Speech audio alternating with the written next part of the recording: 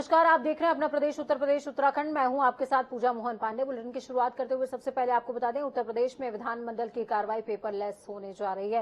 योगी सरकार ने इस काम को भी मिशन के तौर पर लिया है और अब विधानमंडल का बजट ई विधान प्रणाली से संचालित होगा। आज नवनिर्वाचित विधायकों को टैबलेट से संबंधित प्रशिक्षण दिया गया। सभी विधायकों को टैबलेट ऑपरेट करने की ट्रेनिंग दी गई है। इसके बाद मुख्यमंत्री योगी आदित्यनाथ ने विधानसभा को संबोधित किया। सीएम योगी ने कहा कि हम सौभाग्यशाली हैं कि 25 करोड़ की आबादी में 403 लोग चुनकर आते हैं। हमारी जवाबदेही जनता के प्रति होती है। मैं 1998 से राजनीतिक और सार्वजनिक जीवन में हूं। मैंने सांसद और विधायक दोनों के तौर पर काम किया है। जितने उदंडता करने वाले लोग थे, संसद में मैं देखता था और विधानसभा में मैंने पिछली बार देखा, वो सब लुढ़कते चले गए। सबकी छुट्टी जनता जनार्दन करती गई। लेकिन सकारात्मक सोच के साथ जिन लोगों ने अपने कार्यक्रम को आगे बढ़ाया है, जनता ने उनको हाथों हाथ लिया है। अगर उत्तर प्रदेश में जातिवाद की राजनीति सच है तो सुरेश खन्ना 9वीं बार कैसे विधायक बन गए? उनकी तो जाति का 1000 वोट भी शाहजहांपुर में नहीं है। हमारे स्पीकर 8वीं बार विधायक बने हैं, इनकी तो जाति का वोट नहीं है, लेकिन फिर भी बन रहे हैं। जन अपेक्षाओं पर कसना, अपने आप को कसना। कि मैंने अभी दुनिया भर की लगभग 25-30 पार्लियामेंट्री स्टडीज के लिए मैं पूरे देश में गया हूं। जितनी अच्छी प्रक्रिया, नियमावली, जो संसदीय आचरण, सदाचार हमारे यहां पर है, मुझे नहीं लगता कि दुनिया के किसी भी देश में होगा। हम उसको अच्छी तरीके से कैसे कर सकते हैं, ये हमारे ऊपर निर्भर करेगा। जैसे कभी मैं छोटी सी एग्जाम्पल इसके रूप में देता हूं कि लोग कहते हैं भाई फलाना त्योहार है, वो अच्छा नहीं है। त्योहार सब अच्छे होते हैं, हम उसको खराब कर देते हैं। हमारे को अच्छे तरीके से करने का हमारे को एक ही अवसर मिलता है। और ऐसे वचन भी आपके मत विस्तार में मत दीजिए कि 5 साल में मैं आपके घर तक पानी पहुंचा दूंगा। ऐसा मत कीजिए मित्रों। न आप पहुंचा पाएंगे तो आपकी छवि बिगड़ेगी, न मंत्री काम कर सकेगा तो उनकी छवि बिगड़ेगी, और दोनों की छवि बिगड़ती है तो सरकार की छवि बिगड़ जाती है। सरकार का भी बजट होता है मित्रों, सरकार का भी बजट होता है, हर विभाग का बजट होता है, और बजट के हिसाब से ही काम करता पड़ता है। और इसमें भी जहां कुछ पहुंचा ही नहीं है, वो सबसे पहले प्रायोरिटी सरकार की वही होती है मित्रों। एक गांव है, एक भी रोड नहीं है। एक गांव है जिसको 5 रोड है और आप 6ठा रोड मांग करते हो। सरकार दे सकती है? आप सोचिए जरा। सरकार की प्रायोरिटी, मंत्री की प्रायोरिटी वही होगी कि जहां एक भी रोड नहीं है, सबसे पहले वहां रोड जाएगा और उनको लाभ मिलेगा।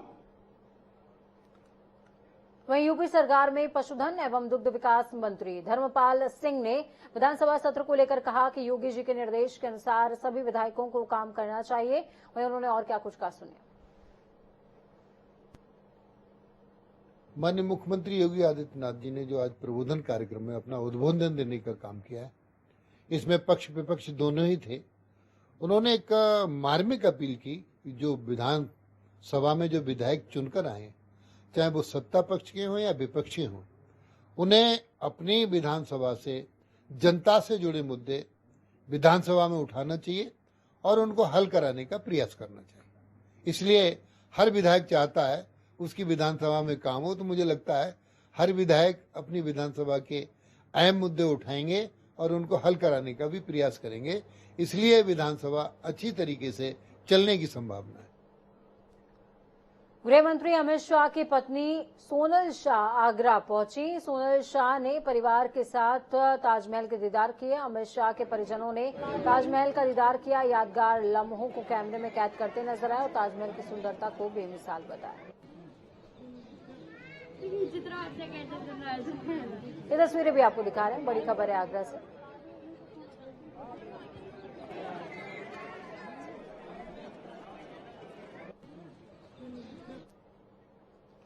तो वहीं काशी और मथुरा के बाद अब राजधानी लखनऊ की धरोहरों पर भी दावा किया जा रहा है। हिंदू आर्मी चीफ आशीष तिवारी का दावा है कि लखनऊ का ऐतिहासिक इमामबाड़ा आखिर में हिंदू मत्स्य भवन था और रूमी गेट का असली नाम रामद्वार है। आशीष तिवारी ने जिसको लेकर एक पत्र मुख्यमंत्री योगी आदित्यनाथ को लिखा और सर्वे की मांग की है। फिलहाल उनके दावे के बाद मुस्लिम पक्ष ने भी इसकी कड़ी प्रतिक्रिया दी। शिया धर्मगुरु मौलाना कल्बे जवाद के भतीजे और हुसैनी टाइगर संस्थान के अध्यक्ष शमील शमसी ने कहा है कि इसका बड़ा खामियाजा हिंदू आर्मी चीफ को उठाना पड़ जाएगा अगर उन्होंने इमामबाड़े की तरफ नजर उठा करके भी देखा।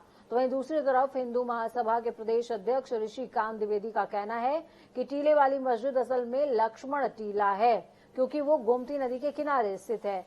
ऋषि कुमार त्रिवेदी ने दावा किया था कि अपने कार्यकर्ताओं के साथ रविवार को 1090 यानी कि 10:90 से निकल करके वो टीले वाली मस्जिद पहुंचेंगे और वहां पर हनुमान चालीसा का पाठ भी करेंगे।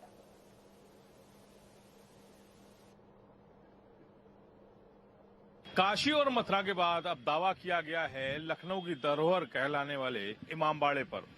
ये लखनऊ का रूमी दरवाजा है जिसपे हिंदू आर्मी चीफ सुशील तिवारी ने दावा किया है कि ये राम द्वार है और जो इमामबाड़ा है वो मत्स्य भवन था। पहले हिंदू मत्स्य भवन के नाम से उसको जाना जाता था।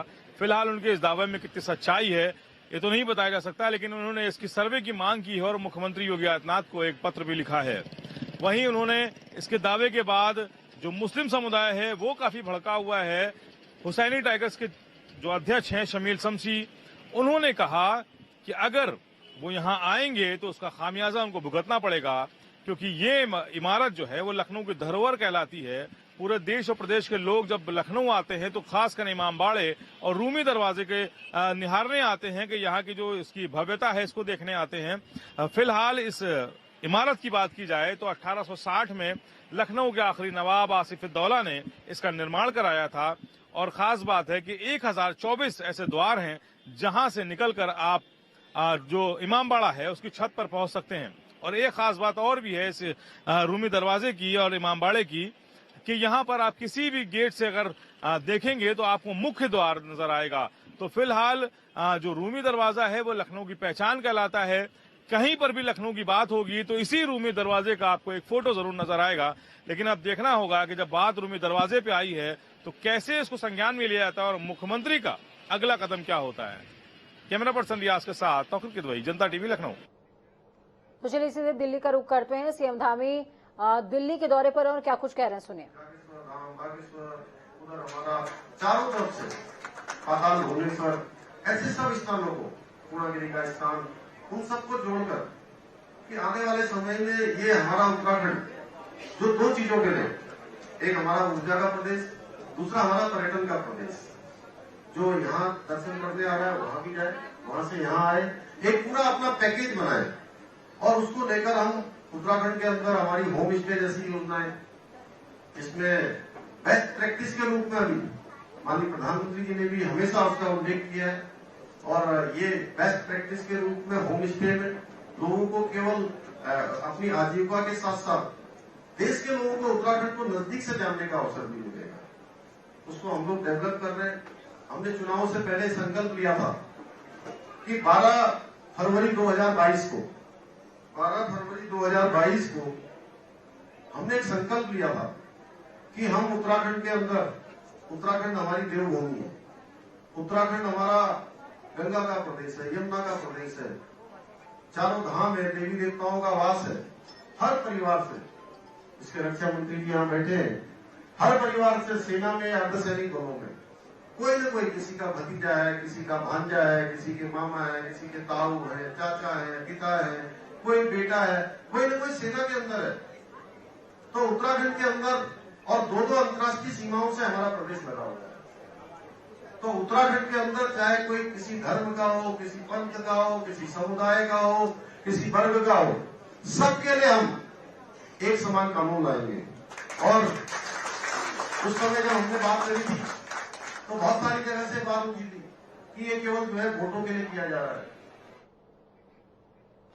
तो वहीं मुख्यमंत्री पुष्कर सिंह धामी ने पूर्व डीजीपी अनिल रतूड़ी की पुस्तक भंवर एक प्रेम कथा का राजधानी देहरादून में IRDC सभागार में विमोचन किया। इस मौके पर मुख्य सचिव SS संधू और अपर मुख्य सचिव राधा रतूड़ी, पुलिस महानिदेशक अशोक कुमार समेत कई अधिकारी भी मौजूद रहे। तो वहीं मुख्यमंत्री पुष्कर सिंह धामी ने पूर्व DGP अनिल रतूड़ी को लेखक बनने पर बधाई दी है। बहुत ही अच्छा उपन्यास आज श्री अनिल रतूड़ी जी द्वारा इसको रचित किया गया है, लिखा गया है। उसका यहाँ पर विमोचन हुआ है। उसमें बहुत सारे विषय वस्तु पर ऊंचाइयों पर और तमाम जीवन की जो सच्चाइयाँ हैं उसको उन्होंने उस पुस्तक के माध्यम से रखा है। मैं उनको अपनी तरफ से बहुत शुभकामनाएं देता हूँ कि वो आगे भी इसी प्रकार की पुस्तकों का लेखन करते रहें और वो निश्चित रूप से आने वाले समय में हमारे सभी नौजवानों के लिए, युवाओं के लिए, आने वाली पीढ़ी के लिए एक प्रेरणा स्रोत का काम करेंगे और वो स्वयं उन्होंने अपना जीवन जिस प्रकार से जिया है सभी के लिए वो प्रेरणा स्रोत भी है।